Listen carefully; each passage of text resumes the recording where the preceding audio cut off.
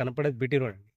BT road అంటే ఒక 30-40 metre distance అండి. సెకండ్ బిట్టు ఆ చెట్టు కాడ బీటీ రోడ్. అక్కడి నుంచి ఇక్కడికి మనకు 24 ఫీట్ రోడ్ తోటి మనకి సెకండ్ బిట్ అండి. 30 ఫీట్ రోడ్ అండి. 30 మీటర్ డిస్టెన్స్, 30-40 మీటర్ డిస్టెన్స్లో సెకండ్ బిట్లో చుట్టూ కడీలు ఉంటాయండి. మనకి 11 ఎకరాల సైట్ అండి ఇది. రెడ్ సాయిల్ భూమి. ఆ కనపడేది డ్రాగన్ తోట, ఒక షెడ్ ఉందండి అక్కడ. అక్కడ కనపడేదాకా పోతుందండి. ఈ చుట్టూ మొత్తం ప్లేనేనండి. ఈ చుట్టూ తిరిగిన ప్లేస్ 11 ఎకరాల సైట్ మనకి ఇది కోయడా మండల్ విలేజ్లో ఉంటుంది, సిద్దిపేట డిస్టిక్లో. మనకు ఉస్నాబాద్ రోడ్ వచ్చి జస్ట్ 2 కిలోమీటర్ డిస్టెన్స్ అండి.